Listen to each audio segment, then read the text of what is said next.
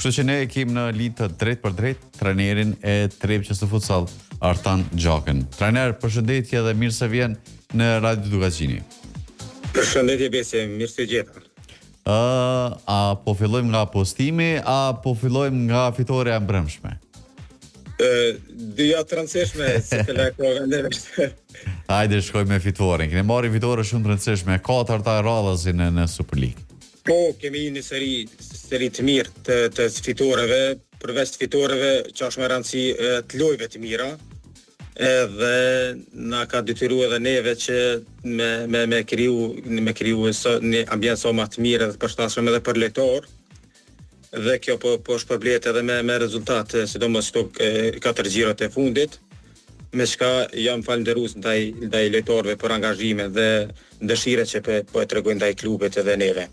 4 fitore e radhës, thuaj se me këto fitore e radhës i kthehet edhe më shumë tifozëria dhe mbështetja për klubin.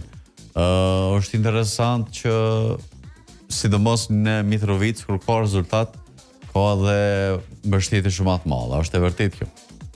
Është e vërtetë, edhe pse historikisht në qytetin e Mitrovicës futsalli u kon gjithmonë një lloj sporti dominant. Ka pas shikueshmërisë gjithnjë. Na si klub nuk i kemi pas breng shikueshmërinë gjithmonë lojët tona si në ligën e parë edhe në Super League, prania shikuesve ka qenë e kënaqshme. Dhe gjithmonë jam falënderues ndaj tëmve. A është në krizë Trepça apo vetëm po e kërkon mbështetjen e tyre? Jo, edhe pse në disa portale pak është keq interpretuar kjo thirrje jonë për bileta. Na si klub kemi së bashku me kryesinë kemi krijuar një kampanjë për bileta për me gjeneru tyrat klubit, me të cilat do t'i konvertonim në pagesa dhe në bonuse për lojtar. Se vitet e fundit, sidomos 2-3 vitet e fundit, organizimi klubeve edhe lojtarëve është në rritje sipër, me çka janë edhe rritë edhe shpenzimet.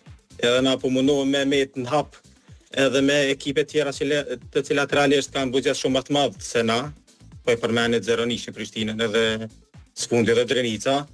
Dhe na po mundohemi me kampanja të ndryshme, me gjeneru tyra që me mbet hap me ekipe tjera.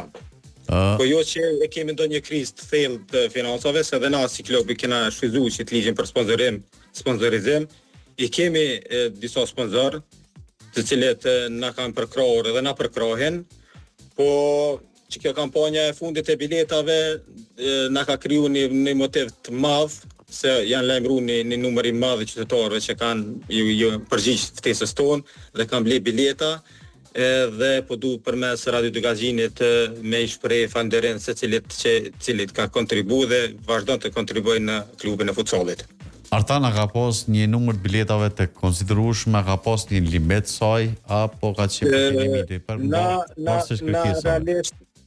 na realisht me stafin kryesinë e kemi vendosur një start prej 100 biletave, të cilat muj me thonë me përgjithësi të madhe që gati 60-70% janë shit për brenda 4-5 ditë pe postimit të njoftimit, edhe ka kërkesat të vazhdueshme për me ndihmu klubin në forma të ndryshme, edhe është një lloj frymëzimi për me vazhdu me punën e mirë me ekip, të cilën lojtarët me këto lojët e fundit po e meritojnë që na si kryesi edhe unë si trener me vazhdu me kriju ambient të përshtatshëm dhe të favorshëm për lojtar.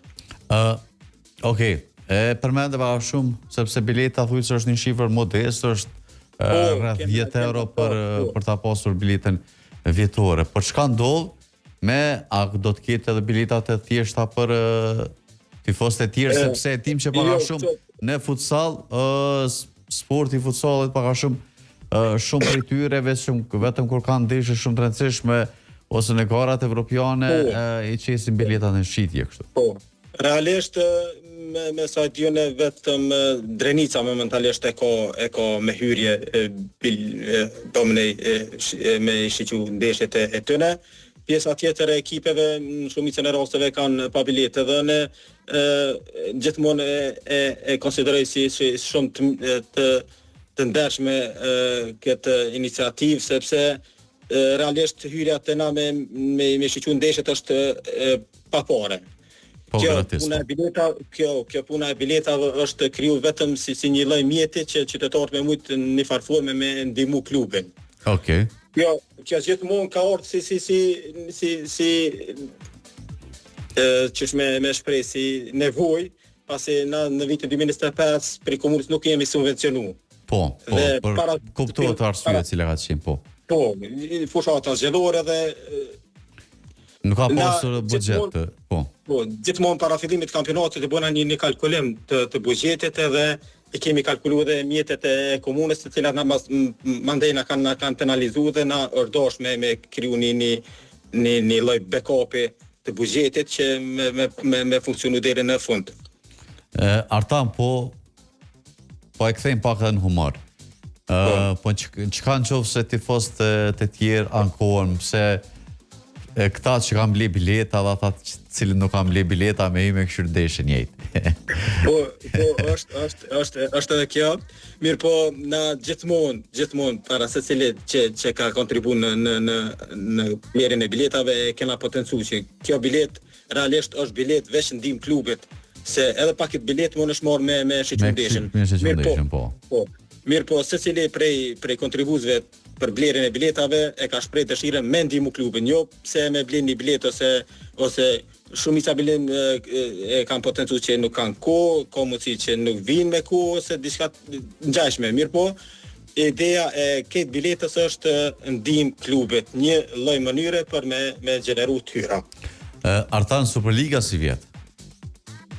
Superliga si vjet është një prej kampionateve shumë interesante, përveç dy ekipeve të para të cilat kanë kriju një pikdallim prej ekipeve tjera, domthonë prej vendit të tretë deri në vendin e fundit, deri në fund nuk do të dihet kur do të shkojnë në play-off, kur do të vazhdojnë në garën në ligën e parë. Domthonë është një prej kampionateve shumë balancuese, edhe secila skuadër mundet me rivalizue skuadrën tjetër.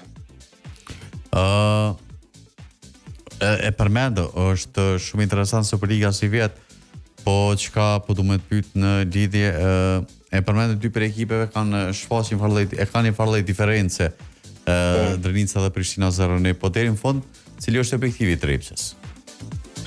Objektivi i Trepçës po më për fillimin e kampionatit e kena posicionim si vjet me hyrje në play-off, me tregu lojra të mira, organizim të mirë, edhe mi u tregu qytetarëve, sidomos edhe sponsorizuesve tonë, që jemi klub serioz dhe pretendojmë me vazhdue me performanca të mira dhe profesionale.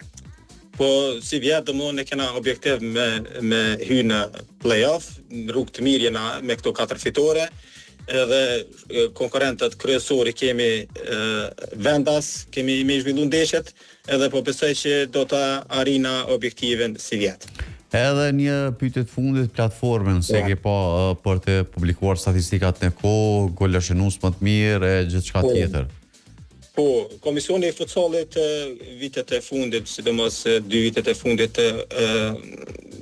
më thojta është gjumë nga gjumi edhe po mundohet maksimalisht me bu atraktive me postimet në rrjetet sociale, sfundi edhe lancimin e kësaj platformës e cila i ka mundësue domthonë secili tashamit të futsallit me përcjellje koreale performancën e skuadrave të tyre. Si në pikë, si në rezultat, si në goshënime e tjera. Është platformë shumë e mirë dhe i përgëzoj për këtë iniciativë. Artan, shumë faleminderit që gjete kohë me qenë pjesë e pasdites sportive. Faleminderit edhe juve.